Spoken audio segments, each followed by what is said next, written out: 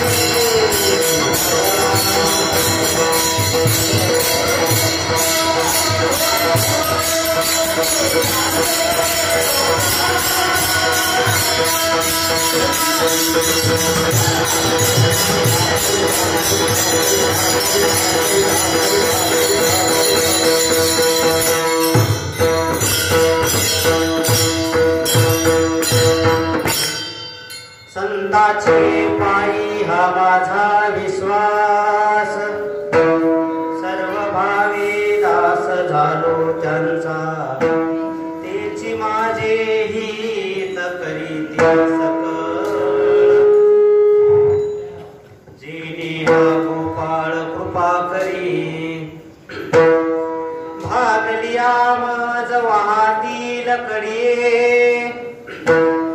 त्यांची आने जोडे सर्व सुख, हेची माझे हित करीती सकळ, जेणे हा गोपाळ कृपा करी, तुका म्हणे शेष सेविन किंवा घेईन आवडी, वचन न मोडी बोलिले ते, तेची माझे हित करीती सकळ, जेणे हा गोपाळ कृपा करी, पांडुरंगा करू प्रथम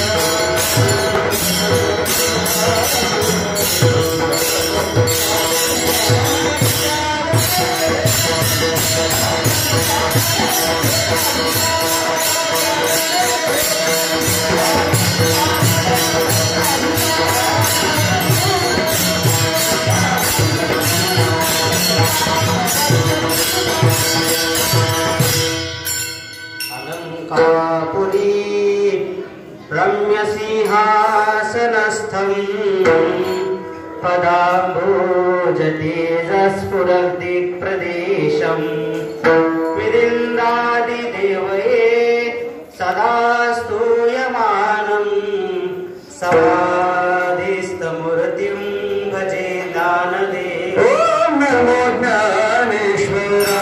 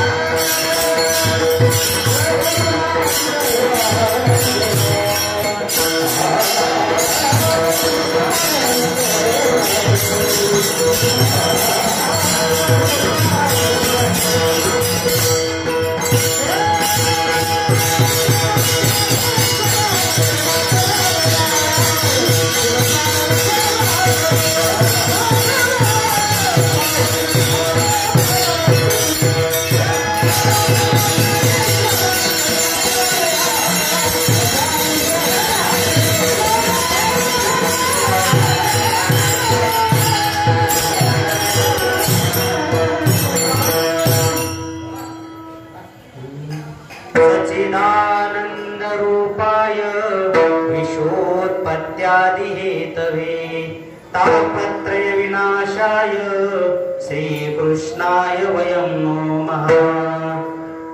जयांचे केली या स्मरणा होय सकळ विद्यांचे अधिकरण तेची वंदू श्रीचरण श्री गुरूंचे ते नमस्कारुनी आता घ्यावी घ्यावी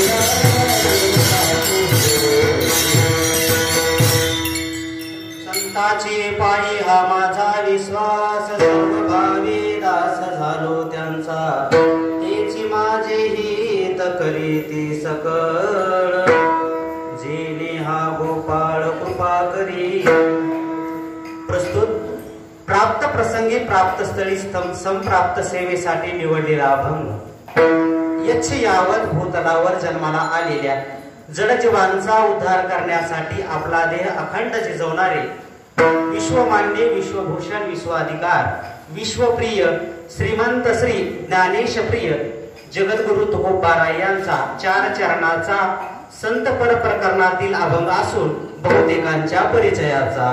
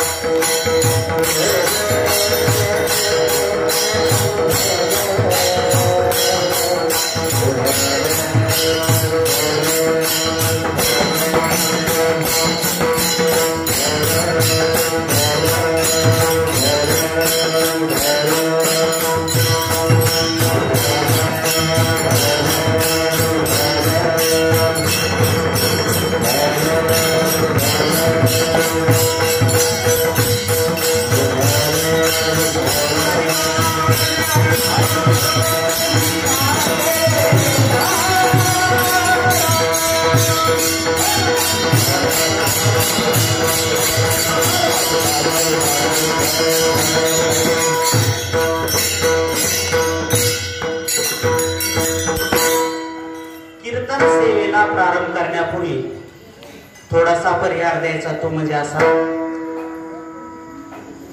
अखिल कोटी ब्रह्मांड नायक भगवान श्री पंढरीनाथ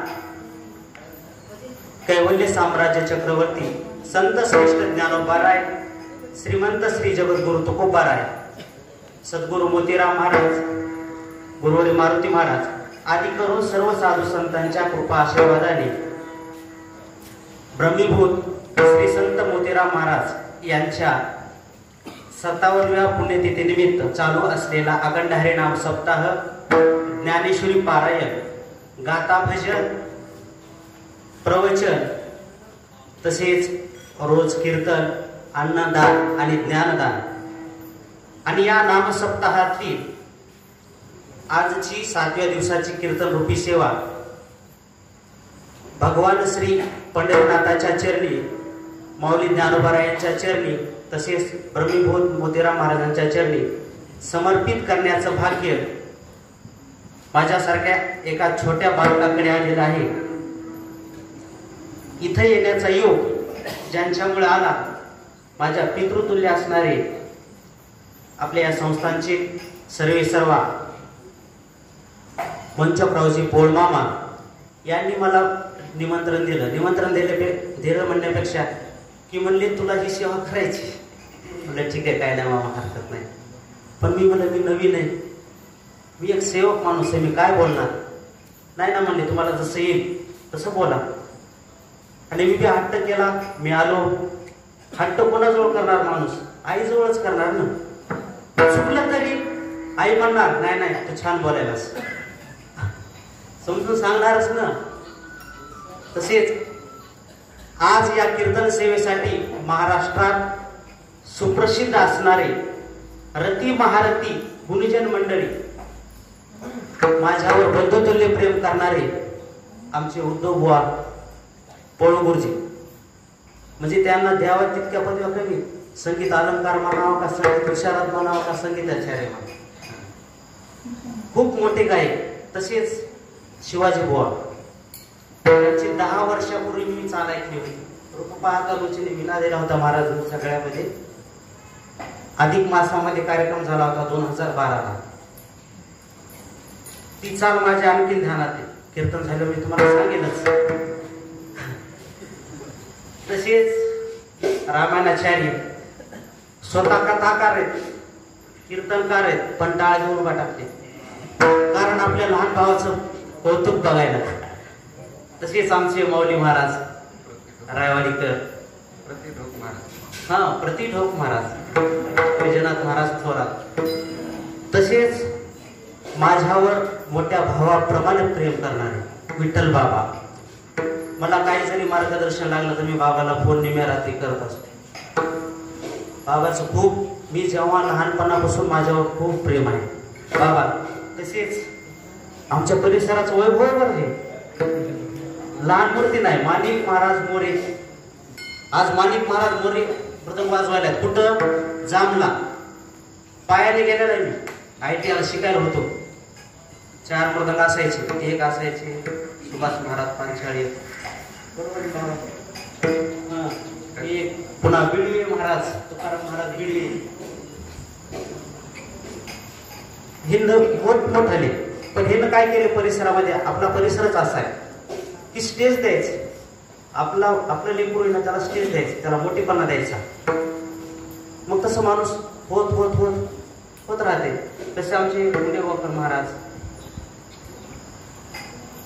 माझ्यासोबत आलेला सुंदर आमचे हिंगे महाराज, ते सुद्धा आवर्जून आले, त्यांच्या विद्यार्थ्यांनी घेऊन आले. पुन्हा फडमामा यांना मला खूप लहानपणी सांभाळले घरी. त्यांच्या गावाकडे मी जात असताना कीर्तन सुटलं तरी जीव घालायचं. हे आमचे महाराज. आता सर्व परिचित अपरिचित ज्यांचं कोणाचं नाव घ्यायचं राहिलं असेल, मस्तक हे पायावरी या वारकरी संतांच्या सर्वांचीच नावं घेतली असे गृहीत धरून, जरी एखाद्याचं नाव हुकून चुकून राहिलं असेल, नाराज होऊ नका. मी तुमच्या मुलासारखा असेल, कोणाच्या भावासारखा असेल, मला माफ करा. आता हा 57वा पुण्यतिथी सोहळा. आपले कृष्णा महाराज राहिले मृदंग वादक. कृष्णा महाराज ज्यांची मृदंगाची थाप आहे, ते कसं वादक आणि आजोबा सारखं माझ्यावर प्रेम करतात. काका बरं, काका वारीमध्ये काकाच्या चाली हे ते खूप आम्हाला ऐकायला भेटते. तरी आपला हा कार्यक्रम 57व्या पुण्यतिथी निमित्त या कीर्तन सप्ताहामध्ये रती महारथी, ज्ञानी, विद्वान सर्व लोकांची कीर्तन या सप्ताहामध्ये आहेत. पण माझ्यासारख्या एका सेवकाला संधी दिली त्याबद्दल मी तुमचा आभारी आहे. नाही मज ज्ञान नेनोबा साधन, फक्त करीतो भजन भोळ्या भावे. भोळ्या भावानं भजन करायचं माझं काम आहे. आता इथून पुढे जे काही येईल माझ्या वाटेला ते सद्गुरूचे शब्द समजून आपण सर्वांनी ग्रहण करायचे. विठ्ठल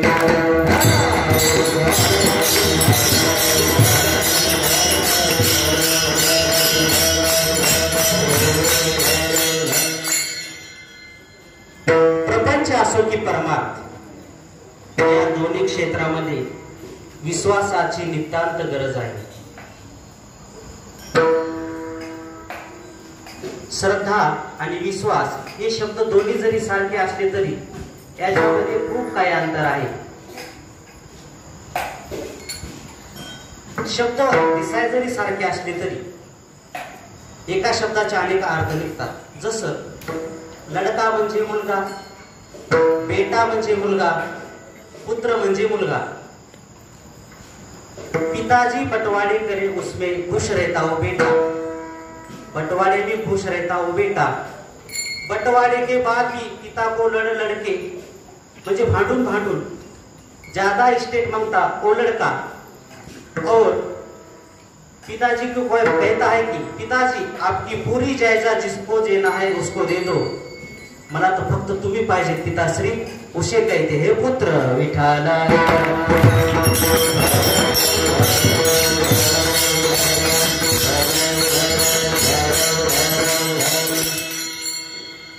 श्रद्धा आणि विश्वास.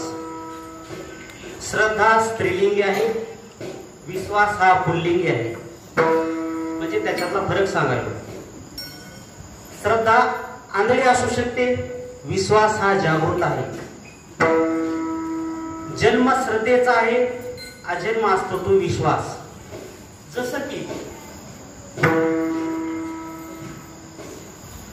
श्रद्धा कशी असते? आंधळी. पण विश्वास आंधळा असतो का? नाही, विश्वास हा जागृत असतो. अंधश्रद्धा निर्मूलन असे बॅनर भारतभर आपल्याला पाहायला मिळतात. पण अंधविश्वास म्हणून एखादा तरी बॅनर पाहायला मिळतं का? नाही मिळत. म्हणजे श्रद्धा ही आंधळी आहे आणि विश्वास हा सारखा आहे.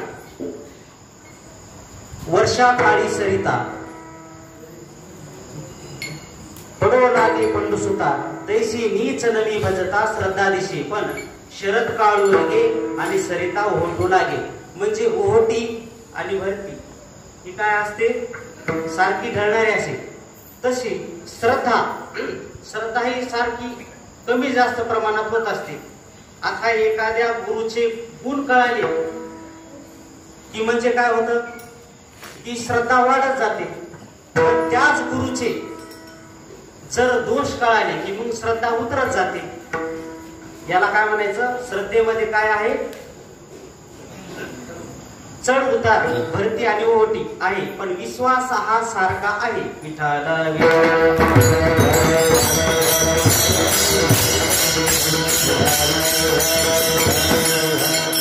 विश्वास हा कसा सारखा आहे? एकदा आईनं सांगितलं आपल्या लेकराला, बघ बाळू, हे तुझे पप्पा बर का रे? पप्पा. मग बाकी त्याला कोणी सांगू द्या, हे तुझे असे हे तुझे तसे, तरी त्याला आईनं सांगितलंय ना हे कोणी तुझे पप्पा. म्हणजे पप्पा म्हणजे पप्पाच असा विश्वास हा सारखा आहे.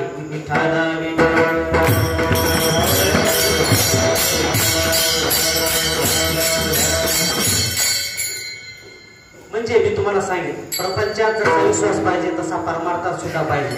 प्रपंचात विश्वास, पत्नीचा पत्नीवर विश्वास आणि पतीचा पत्नीवर विश्वास.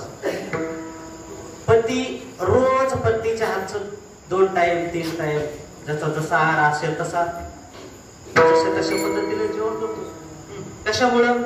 विश्वासामुळेच ना. नाहीतर त्याला जराशी शंका जरी आली, याच्यात पत्नीनं काय रोगर टाकला असेल तर मग त्यावेळेस काय होईल? ताटची सांडूनी जाय जियापरी, जेवणारा जरी ठाऊकच होय. म्हणजे ह्या होईप्रमाणे विषय रांधली रस सोय, ते जेवणारा जरी ठाऊकची होय. ती ताटची सांडवली जायची अपरी. विठ्ठला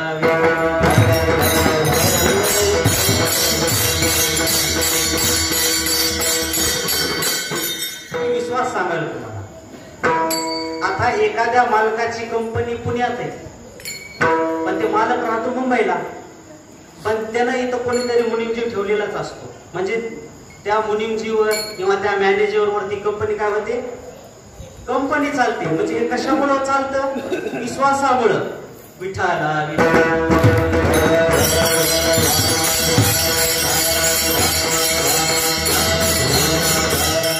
जसा प्रपंचात विश्वास पाहिजे तसा परमार्थात सुद्धा विश्वास पाहिजे.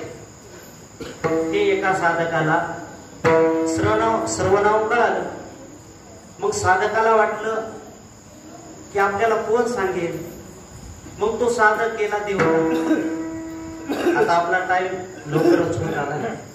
7:45 वाजले सुरू, 8:15 पर्यंत आपलं झालं पाहिजे, कारण दिवसभर कार्यक्रम सुरूच आहेत पुण्यतिथीच्या निमित्तानं. मग साधक देहूला गेला. देहूला गेल्याच्या नंतर महाराजांचं दर्शन घेतलं. म्हणला, महाराज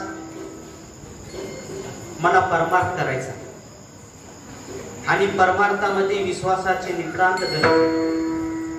मला सांगा की महाराज मी विश्वास ठेवू कोणावर? महाराज म्हणले, तुला वाटल त्याच्यावर ठेव. साधक म्हणला, मला मी तर आता नवीन परमार्थ करायलो. मी ह्याला प्रश्न विचारला तर हे महाराजांना काय सरळ सरळ उत्तर दिलं नाही. महाराज म्हणजे जरा राग दिसायला, म्हणजे अशा भावना असतात. नवीन एखादं भाऊ येते ना शिकायला, तर आलेल्याच वाटते मला हरिपाठ काय हो. पण त्याची काय स्टेप ठरलेली असते ना, थाप तिट तिट गतीट गतीट धुमकिट सरपटी, काहीतरी 2-3 महिने गेले शिवाय तरी त्याला कसं शिकवता येईल. मग तसं त्याला महाराज म्हणले, तुला वाटेल त्याच्यावर विश्वास ठेव. मग ते साधक म्हणला, महाराज तुम्ही परमार्थच करतात मग तुमचा तरी विश्वास कुठेतरी असेलच का असं विचारल्यावर संताची पायी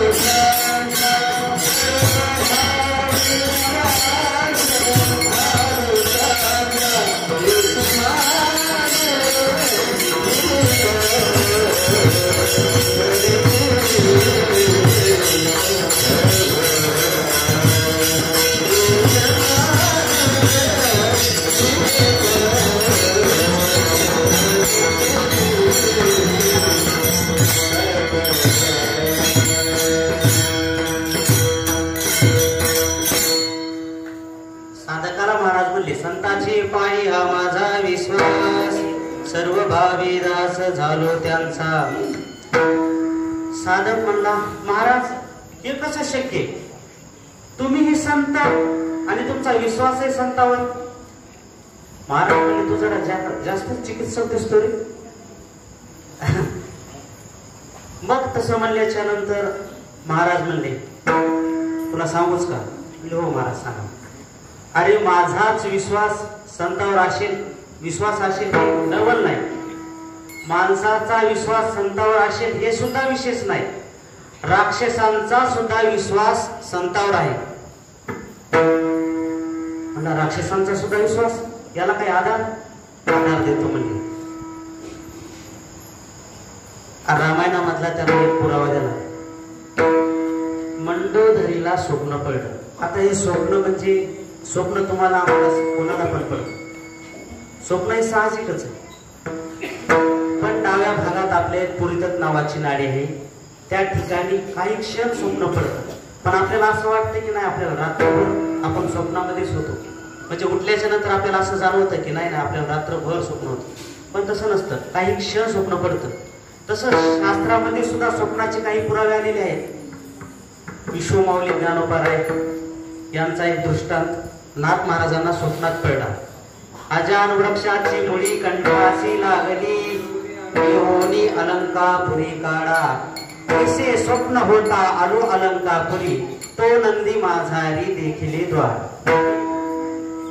पुन्हा रामायणामधला आणखी ज्या वेळेस राजे दशरथ मरण पावली त्यावेळेस राजा भरत हे मामाच्या घरी होते. त्यावेळेस राजा भरताला स्वप्न पडले. मग स्वप्न पडल्याच्या नंतर रात्री उठून बसली भरत. त्यावेळेस त्यांचे मामा युधाजित राजे त्यांनी विचारलं, भरत का उठून बसला, तू जरा बेचैन दिसायला लागलास. नाही म्हणले, मामा मला एक स्वप्न पडलं. मामा म्हणले, अरे स्वप्न तर पडतच राहते, स्वप्न एक साहजिक पडत राहते. पण भरत राजा म्हणजे नाही, मामा हे स्वप्न साधं पडलेलं नाही. आणि हे स्वप्नशास्त्र आम्ही आमच्या वशिष्ठ गुरुदेवांकडे शिकलेलो आहे. सांगू लागले भरत राजे मामाला की ज्या दिवशी मामा असं स्वप्न पडतं, काळ्या रंगाची स्त्री, स्त्री तर कशी असते, पण त्या गोऱ्या राहत्यात, त्या काळ्या, ज्याचा त्याचा भाग आहे ते, पण काळ्या रंगाची स्त्री, पुन्हा काळे वस्त्र परिधान केलेली, केस मोकळे सोडलेले आणि सर्वांगाला तेल लावत आहे आणि विचित्र पद्धतीनं आपल्याकडे बघून हसत आहे, असं ज्या वेळेला स्वप्न पडतं त्यावेळेस असं समजावं की आपल्या घरातलं कोणीतरी करता पुरुष गेला समजावं, नाहीतर एक लांब कुठंतरी गेला असं समजावं. असं आम्हाला आमच्या गुरुदेवानं स्वप्नशास्त्र सांगितलेलं आहे. अगदी तसंच घडलेलं होतं अयोध्येमध्ये. मग त्यावेळेस मंदोदरी बोले रावणा प्रती,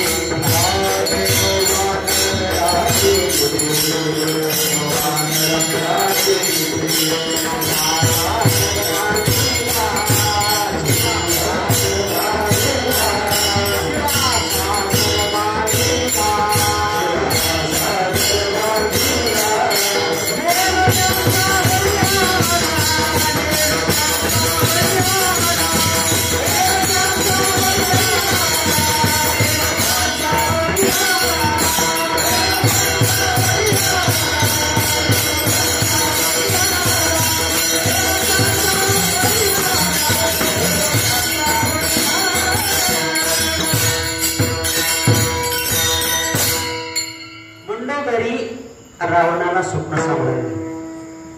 मंडोदरी बोले रावणा प्रती, एक स्वप्न देखील म्या राती, नेनो वानर मिळाले किती, शिला सागर बांधलेला.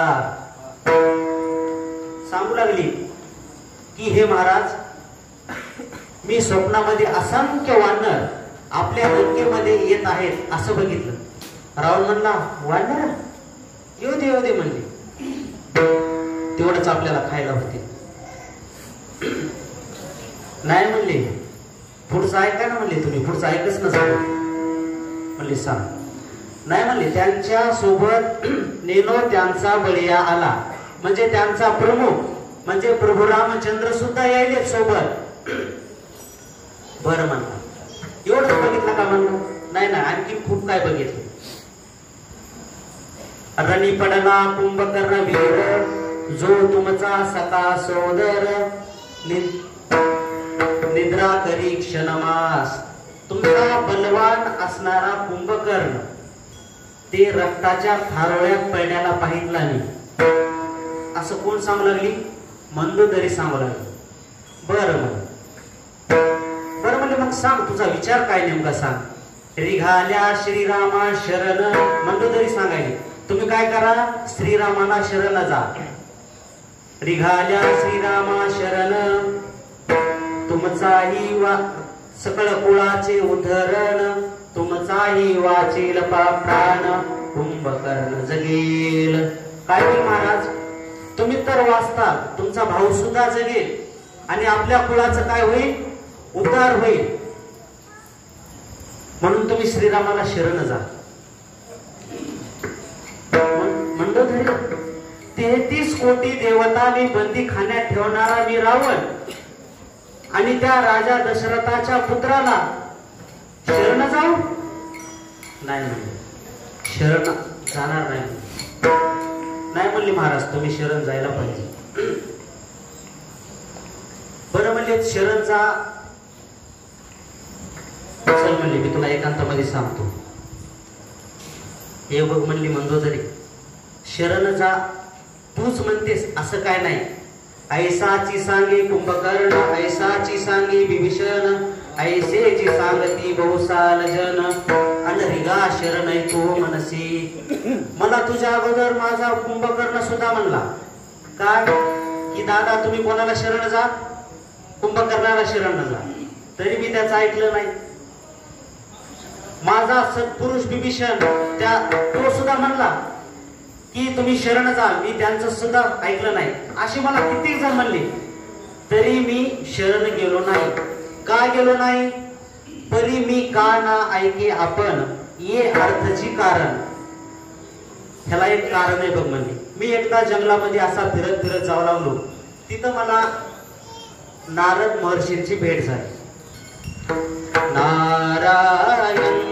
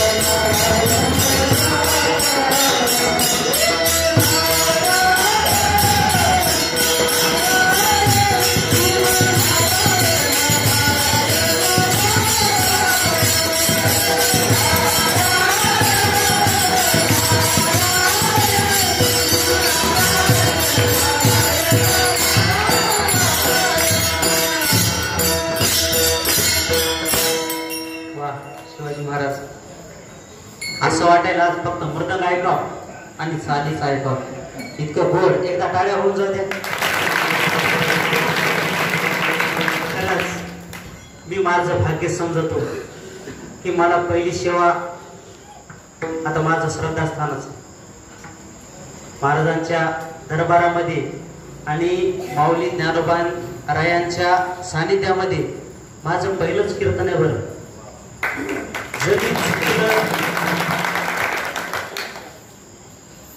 म्हणजे जरी चुकलं तरी तुम्ही मला पदरात घ्या. मग नारद महर्षींची भेट झाली. कोणाला? रावणाला.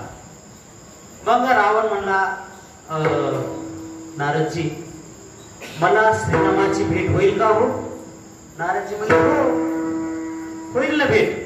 तुला भेट होईल, दर्शन होईल, सगळं काय होईल. बर लवकर सांगा म्हणले कशी भेट होईल. ते म्हणले तुला सांगतो का. पहावया श्रीरामाचे चरण, त्वा करावे का अनन्य भजन. बघ तुला जर श्रीरामाचे जर चरण पाहिजे असतील, श्रीरामाची जर तुला भेटच घ्यायची असेल, एक तर तुला भजन करावं लागेल. म्हणजे तुला भजन करावं लागेल. म्हणला नाराजी माझं भजनाचं 36 साकडा आपल्याच्या होत नाही म्हणजे भजन. बर दुसरं काय असलं तर सांगा. म्हणजे ठीक सांगतो. त्वा करावे का दारा हरण. त्याच्या अगोदर त्वा करावे दारा हरण. त्याच्या अगोदर पहावया श्रीरामचरण त्वा करावे का दारा हरण. बर दारा हरण म्हणजे काय करावं लागेल? पत्नीचं हरण करावे लागेल. बघा लोक आई वडिलावर आईची आईवरची सहन करतात, वडिलावरची सहन करतात, भावावरची सहन करतात, पण पत्नीवर एखादं जर कोणी काय बोललं तर माणसाला सहनच होत नाही. तसं तू काय करावं लागेल? पत्नीचं हरण करावं लागेल. बर. नारदजी म्हणले तुला एकट्याच उद्धार करायचा आहे का सगळ्या कुळांचा? नाही म्हणले मला सगळ्या कुळांचा करायचा उद्धार. मग तसं पत्नीला सांगत असताना रावणानं आणखी उदाहरण दिलं की मी पंचवटी सन्मुख जाता, मीच पावतो सायुजता, सकळ कुळ उद्धारणार्था सीता चोरोनी आलेली. मला सगळ्या कुळांचा उद्धार करायचा होता म्हणून मी सीतेचं हरण केलं. मी का आपण पोट्या होतो का काय? म्हणजे असा रावण पत्नीला सांगू लागला. आणि मी जर नाशिकला गेलो होतो म्हणजे पंचवटीला गेलो होतो त्यावेळेस रामानं जर मला एखादा बाण मारला असता तर मला माझ्या मरणाला मरण आलं असतं, पण तसं झालं नाही. मग हे बघ मंदोदरी, तू माझी अर्धांगिनी आहेस, तू माझी पत्नी आहेस, माझा तुझा विश्वास नाही. माझा एवढा बलवान कुंभकर्ण भाऊ त्याच्यावर सुद्धा माझा विश्वास नाही. सत्पुरुष माझा विभीषण त्याच्यावर सुद्धा विश्वास नाही. माझा इंद्रजित पुत्र त्याच्यावर सुद्धा विश्वास नाही. मग नारद वचनी विश्वास संताची पाये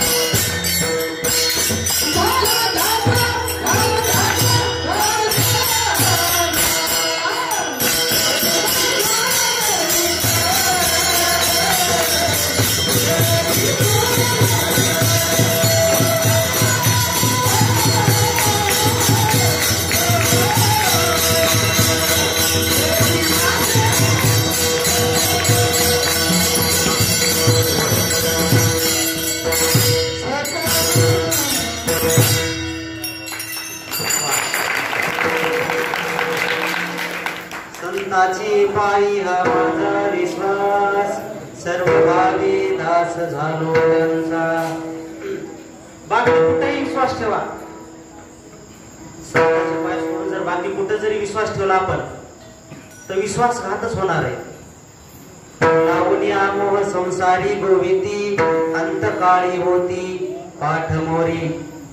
माझं खोटं वाटत असेल किंवा हे प्रमाण जर खोटं वाटत असेल तर एखाद्यानं मरून पहा. मेल्याच्यानंतर काय होतं बघा, लॉकेट अंगठी सगळं काढून घेतात, घड्याळ काढून घेतात. एक तुम्हाला दृष्टांत सांगतो, भजन करा विठ्ठला.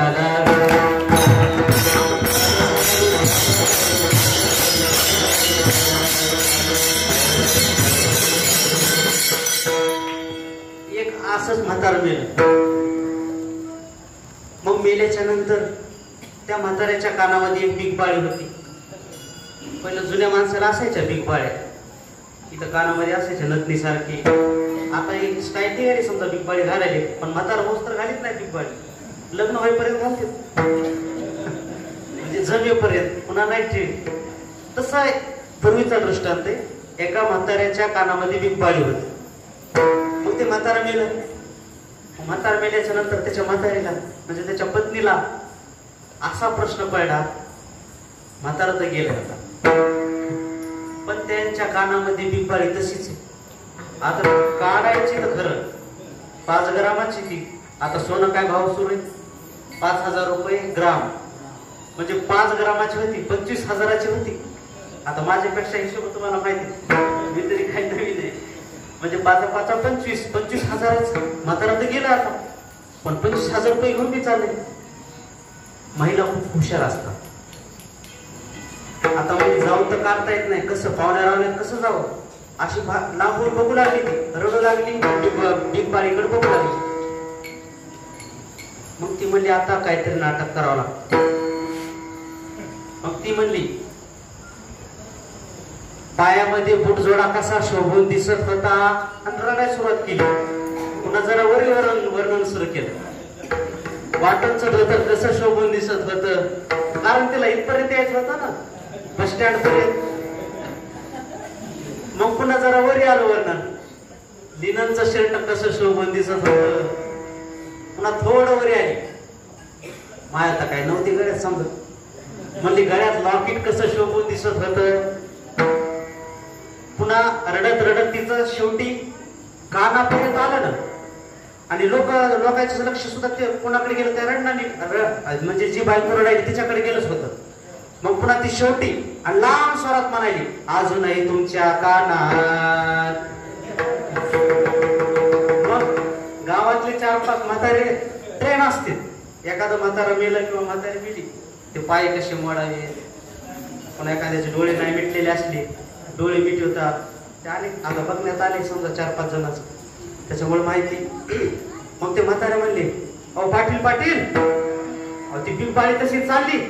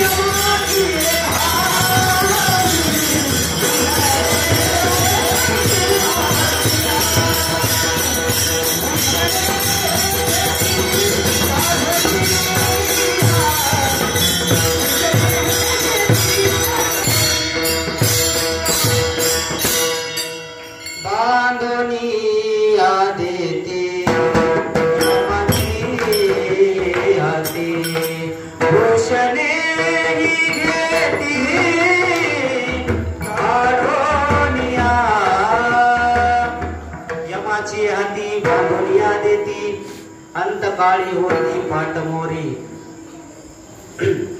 ऐसिया चोराचा कैसा विश्वास,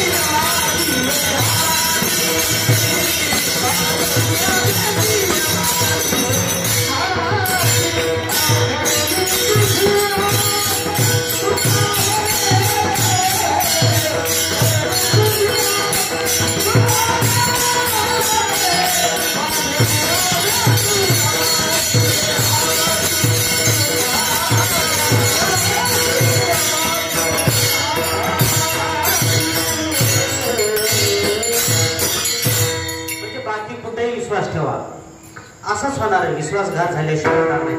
संताची पायी हा माझा विश्वास, सर्व भावे दास झालो त्यांचा, काया वाचा आणि मने. काही वाचे नसतात तर मनाने नसतात, मनाने असतात तर कायाने नसतात. एकानं काय केलं, 5,000चा बुटजोडा घेतला आणि निघाला मंदिरामध्ये दर्शनाला. आता मंदिरात काय ते चप्पल वगैरे काय घेऊन जाता येत नाही, मग तिथं पायरीवरच निघाला असते. चप्पल येथे सोडावी, बूट येथे सोडावी. मग त्याला वाटतं आपण तर 5,000चा घेतलाय. मग मंदिरात जाते, देवाचं दर्शन करते, पण त्याचं सगळं लक्ष फक्त बुटाकडे लागलेलं असते, कारण 5,000चं आहे ना. म्हणजे कायेनं आणि वाचेनं देवाजवळ जवळ आहे, पण बाकीचं कुठं, मन त्याचं कुठे, कुठाजवळ. महर्षी व्यासांचा एक श्लोक आहे बघा. जीवंतोपी मृत पंच व्यासेन परिकीर्तितः, दरिद्रो व्याधितो मूर्खो प्रवासी नित्यसेवकः. म्हणजे जिवंत असून मेल्यात जमाय हे 6 लोक. कोणते कोणते? दरिद्री, व्याधितो म्हणजे व्याधीग्रस्त, मूर्ख, प्रवासी आणि नित्यसेवकः म्हणजे हे 5 लोक जिवंत असून मेल्यात जमाय. त्याच्यामध्ये बघा, दरिद्री सारखं दुःख कोणतंच नाही बघा माणसाच्या जीवनात. गरिबी कोणाच्या वाटेला येऊच नाही. आणि गरीब असून श्रीमंत हवं माणसानं, पण श्रीमंत आहे आणि पुन्हा गरीब झालाय तर मग खूप अवघड आहे बघा. एखादा जर माणूस श्रीमंत आहे आणि नंतर तो जर गरीब झाला आणि ते जर एखादं ताट घेऊन समजा कुठं जर भिक्षा मागायला आला, तर शेजारच्या गावात माहितच असते ना की हे या गावचा पाटील आहे. मग लोक निंदा करतात, बघा म्हणतात ह्याच्या घरी असं होतं, इतके ट्रॅक्टर होते, इतके अवतं होते, इतकं शेत होतं, असं होतं तसं होतं. मग तसं होण्यापेक्षा गरीब होऊन श्रीमंत झालेलं बरा, पण श्रीमंत होऊन गरीब न झालेलं बरं. विठ्ठल.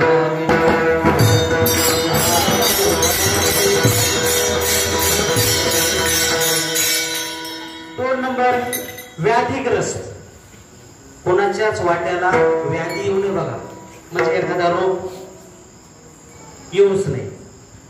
पुन्हा 3 नंबरचं प्रवासी, म्हणजे नित्य प्रवासी, सतत प्रवास. कधी धडकन कधी काय होईल ते काय सांगता येत नाही. पुन्हा 4 नंबर, मूर्ख. आता मूर्खाचे सुद्धा, मूर्ख कसा ओळखायचा, त्याची 5 लक्षणं सांगितलेली आहेत. मूर्खस्य पंचचिन्हानी, मूर्खस्य पंचचिन्हानी.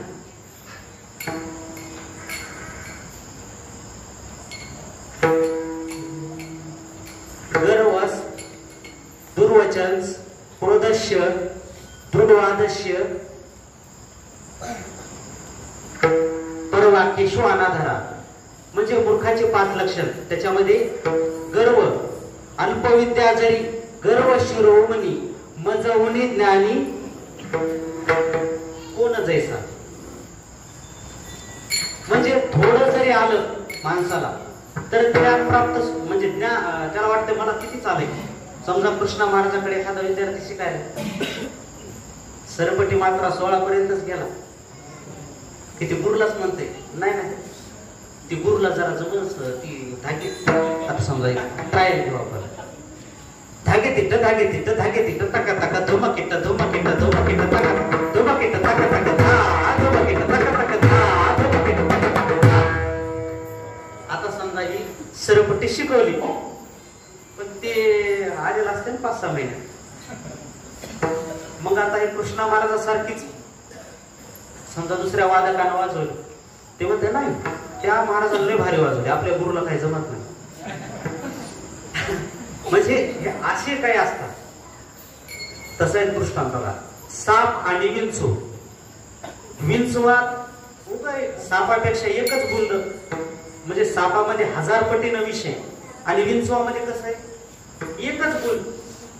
पण विंचू सारखा अशी नांगी वर करून चालते बघा, सारखी तिची वरच नांगी असते, पण सापात 1000 पटीनं जहर आहे, पण साप आपला मान खाली घालून चलत असतो. विष भार सहस्त्रेन गर्वम नायाती वासुकी वृश्चिको बिंद मात्रेन ऊर्ध्वम होती कंटकम. म्हणजे विंचवामध्ये एकच गुंड असते तर त्याची नांगी वर असते. एवढा झहरी विंचू त्याला कोण खाती? पाल खाती. तेवढी जहरी पाल त्याला कोंबडी खाती. कोंबडी आता आपल्याला माहित नसेल, कोंबडी नाव घेऊ नये इथं सगळे साधू मुनी. एवढा जहरी विंचू त्याला पाल खाती आणि एवढी जहरी पाल त्याला कोंबडी खाती आणि एवढी जहरी पाल त्याला कोण खाते मी काय न सांगितलं. बरं, मी आणखी खूप लहान आहे. विठाला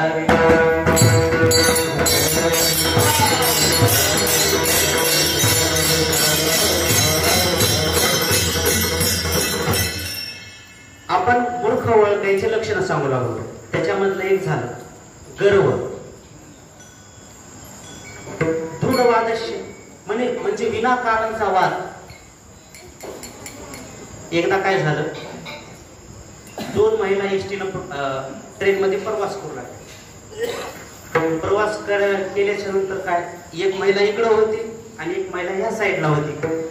आणि दोन्हीचे पती, एका पत्नीच्या बाजूला एक होता आणि इकडे एक जण होता. त्या दोघीचे वाद सुरू झाले. म्हणजे इकडच्या साईडला जी बसलेली होती डाव्या हाताला, इकडची म्हणायची ए काच खाली कर, ती म्हणली तू कर. आता महिलाचे भांडणं सुरू झाल्यावर कशी असतात आपल्याला माहितीच. मग ती म्हणली नाही, तुझ्या साईडची खिडकी तू बंद कर. मग हिचा पती म्हणला जाऊ दे, कशाला भांडणं करायची, मीच करतो बंद. नाही म्हणली, स्टेटस सध्या स्टेटसवर आहे, आपण कशाला बंद करायचं.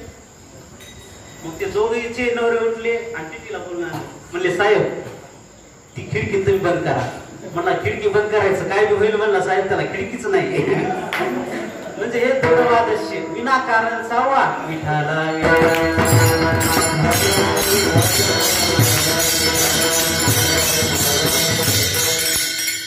मूर्खाचं तिसरं लक्षण, पहिलं सांगितलं गर्व, दुसरं दृढ वादस्य, तिसरा क्रोधस्य, क्रोध, राग जास्त. आणि आता सध्या तर राग यायलाच, त्याला बी कारण झाले. जास्त मोबाईल पाहितला. आधीच माणूस चंचल, माणूस कसा आहे चंचल. त्याच्यात पुन्हा हे साधन आले मोबाईलचे. माणूस जेव्हा बसला तरी मोबाईल, कीर्तनात बसला तरी मोबाईल, पाहुणे आले तरी मोबाईल, शाळेत गेलं तरी. पहिलं होतं बंधन, पण आता ऑनलाईन शाळाच आहे. मी एक शिक्षक त्याचं मला माहिती. ऑनलाईनच्या नावाखाली पोरांना आता मोबाईल खूपच. त्याच्यामुळे मुलं चिडचिड बनायला लागली. चिडचिड कोणालाही राग, पण राग पण पाहिजेत ना. आता समजा आपल्याला रागच नसेल, एखाद्याला रागच नसेल, आणि आपण जर एखाद्या गावाला, आता समजा आम्ही आलो ट्रॅव्हल्स ना, आमच्याकडे काय गाडी नाही, पण पूर्वी एसटी मध्ये जागा धरायला पळतात ना, आता एसटी आहेत. मग एसटी मध्ये जर समजा असं कपड्यावाला माणूस बघितला, तिथं एखादा येतोय मास्टर काय झालं, नाही म्हणला मला बसायचंय तरी. अरे म्हणले ठीक आहे बाबा, पण मी जागा अगोदर धरली ना. नाही ना म्हणला, जगाच्या कल्याणा संतांच्या पिठाला.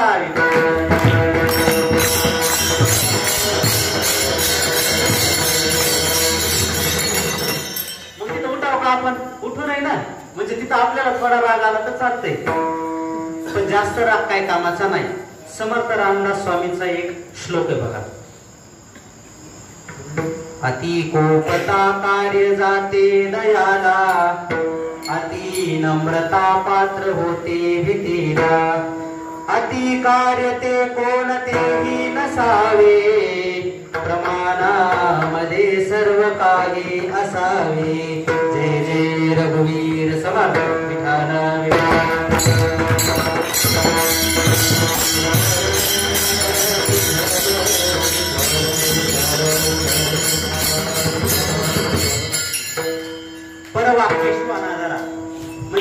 दुसऱ्याच्या बोलण्याचा अनादर करणे हे एक मूर्खाचं लक्षण आहे. म्हणजे पुढचा व्यक्ती एक बोलला, आंबा म्हणला की पुढचं काय म्हणणार, चिंच. त्यानं चिंच म्हणला की म्हणणार नाही ना पेरू. म्हणजे ह्याला काय म्हणायचं, दुसऱ्याच्या वाक्याचा अनादर करणे. म्हणजे हे 5 लक्षणावर मूर्ख ओळखल्या जातो. महर्षी व्यासानं सांगितलेलं, दरिद्रो, व्याधितो, मूर्खो, प्रवासी आणि नित्यसेवक. म्हणजे नित्यसेवक हा एक कसा आहे, जिवंत असून मेल्यासारखा आहे. पण त्याच्यात सुद्धा फरक आहे. मोलाने चाकरी करिता तरीच चाकर म्हणती तत्वता. म्हणजे पगार जर ठरवून एखाद्याच्या ठिकाणी आपण नोकरी केली, म्हणजे आता उदरनिर्वाहासाठी तर पैसा लागतोय ना, पैसा नसल्यावर काय भागणारच नाही. म्हणजे मोलाने चाकरी करिता तरीच चाकर म्हणती तत्वता. मोल न घेता चाकरी करिता उपकारक म्हणती तया. विठ्ठला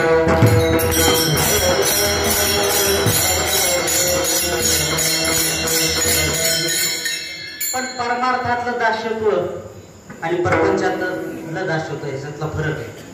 गोंदवलेकर बाबांच्या तिथला एक दृष्टांत. गोंदवलेकर बाबांच्या इथं यात्रेच्या निमित्तानं काय हौशे गौशे. आता यात्रेला म्हणल्यावर तिथं यात्राच आहे ना, समजा जत्रा, तिथं कोणी येणार, हौशे गौशे नवशे. काही जण आश्रमात आले म्हणून तिथला शब्न मंदिर, तांब्या, वाटी, फुलपात्र, परात, काय हपकिण्यावरच लक्ष असते. आता म्हणजे जास्त बोलूया म्हणजे हपकिण्यावर शब्दामध्ये. मग तिथले जे ठराविक लोक असतात महाराज, ते यात्रेपूर्वी बघा ते आपल्या इथलं घेऊन चाललेत. आता महाराज म्हणजे महाराज असतात, संत त्याला काय ते म्हणजे जाऊ द्या, स्वभाव त्यांचा. त्या लेकी त्या 3 दिवसासाठी आल्या, 2 दिवसासाठी आल्या. मग नेहमीच असतात ते म्हणले, वा वा महाराज, आम्ही नेहमी तुमची सेवा करतो. आता सेवकाला सुद्धा काही दिवस म्हणजे काही वेळेस अभिमान येतो ना, नाही ना मी इतकी सेवा केली, नाही ना मी असं केलं, पण अभिमान नाही यायला पाहिजे. तसं ती सेवक म्हणले, नाही महाराज ते 2 दिवसासाठी येते, तर त्याला लेखीची पदवी दिली आणि आम्ही कायम इथं तुमची सेवा करतो, तुम्ही आम्हाला सुना. आणि म्हणले तुम्हाला कसं कळत नाही, कायम असते ती सून आणि 2 दिवसासाठी जे येत असते ती लेख असते. नाही ना म्हणले महाराज, तरी तुमचं चुकायलेच, तुम्ही त्याला लेखी म्हणत आम्हाला सुना म्हणा. अरे बाबा म्हणले, समजा एखाद्याची वडील वारली आणि तिची लेख किती जरी मनातून रडली तरी तिजोरीची चाबी जी आहे ती कोणाच्या ताब्यात जाणार आहे, सुनाच्या ताब्यात जाणार आहे ना म्हणले. तसं आमचा परमात्मा दासालाच मालक करणार असल्यामुळे म्हणजे तेची माझे हित करीते सकल.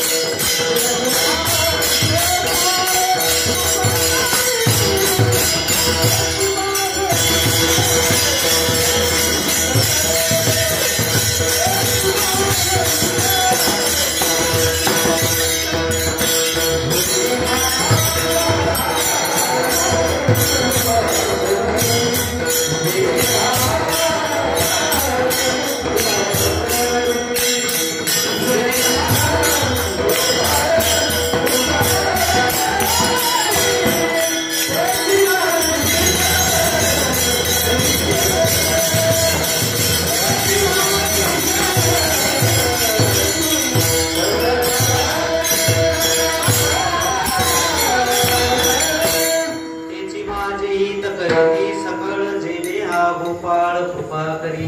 म्हणजे कृपेपेक्षा श्रेष्ठ काहीच नाही जगामध्ये. कृपा तो बहुत बडी तुझसे बडो नकोय. वैर्याचा भाव विभीषण आहे बघा, पण त्याच्यावर प्रभू रामचंद्राने कृपा केली. कशामुळे केली? कारण मध्यस्थी हनुमानजीने केली. म्हणजे जगामध्ये फक्त कृपा श्रेष्ठ आहे. विठ्ठल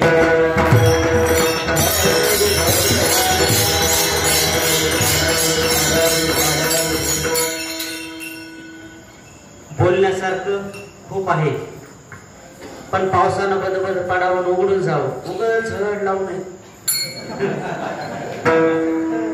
मला गुरुचा आदेशच आहे, मालकाचा. मालक म्हणजे अच्युत महाराज, त्यांचा आदेशच. तुला कीर्तन करायचंय ना, समाज असा ताणत बसला पाहिजे, तिकडे स्वयंपाक तयार आहे, वरून पाऊस यायलाय, आबाळ आले, त्याची फजिती. म्हणजे असं काही झालं ना पाहिजे. काय जे बोलायचं खान खान खान 1 तास अर्धा तास बोलायचं, मोकळं होऊन जायचं. सेवा करायची कोणीकडून बी. उगाच आपलं पणा बटीला बटी बटीला बटी. काय म्हणाले तुकाराम महाराज? काय नाही तुला खाली बस म्हणाले, दुसरं काय म्हणा.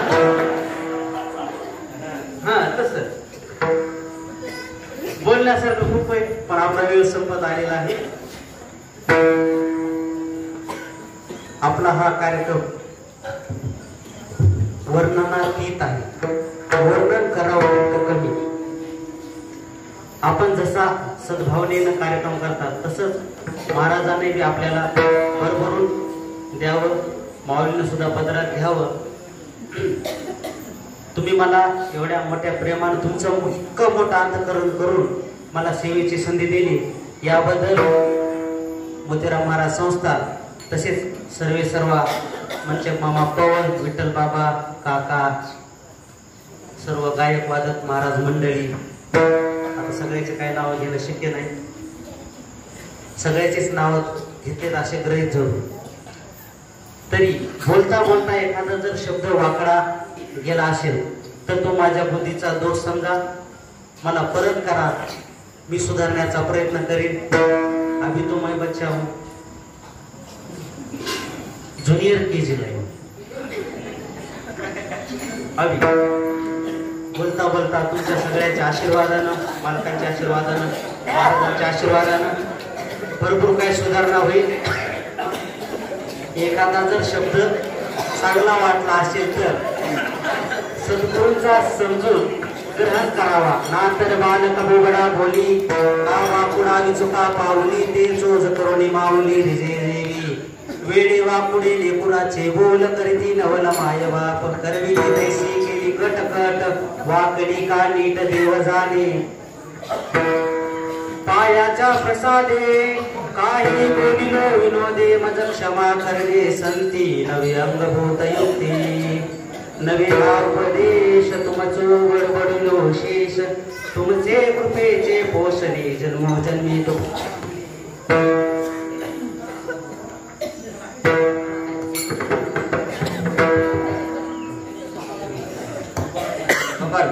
एक सगळ्यांना विनंती, आज दुःखद घटना घडली आमच्या परिसरात. म्हणजे आपले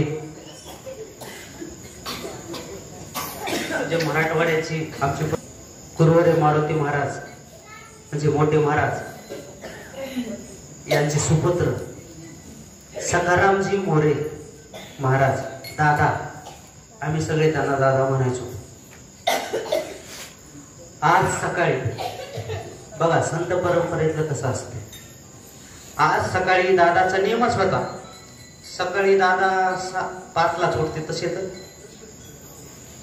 7 ला आंघोळ वगैरे करून गल्लीमध्ये लोकमान्य नगरला महादेवाचं एक मंदिर आहे, रामेश्वर, जागृत रामेश्वर महादेव मंदिर, शनी महाराजाचं मंदिर, विठ्ठल रुक्मिणी मंदिर, साईबाबा मंदिर, ज्ञानेश्वर महाराजाचं मंदिर आणि मारुतीचं मंदिर.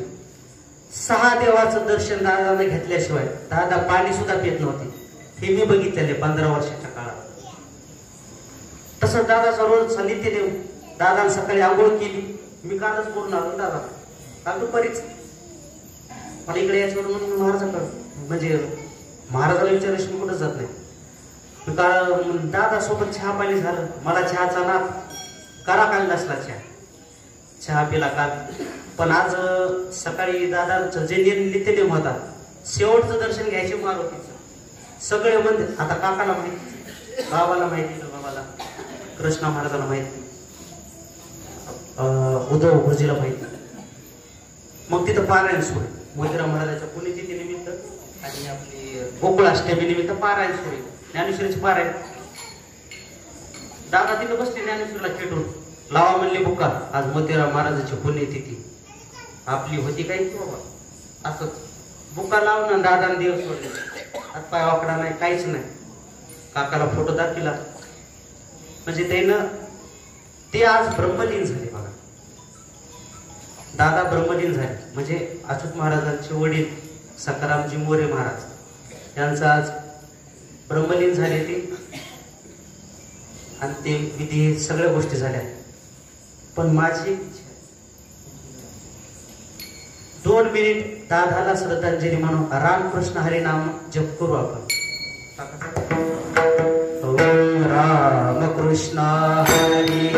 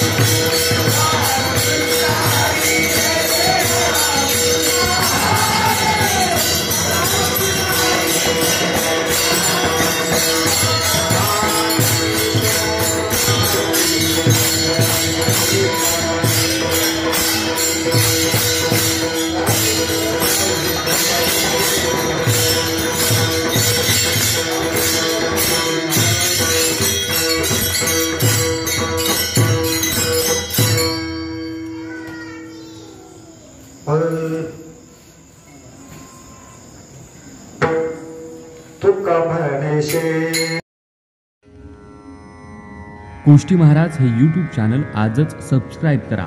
बेल आयकॉनवर क्लिक करा. शुद्ध सांप्रदायिक चाली, कीर्तनं, प्रवचनं, कथा, पारायणं असे वारकरी संप्रदायाशी संबंधित व्हिडिओ पहा. आपणही पहा आणि इतरांनाही आग्रहपूर्वक सांगा.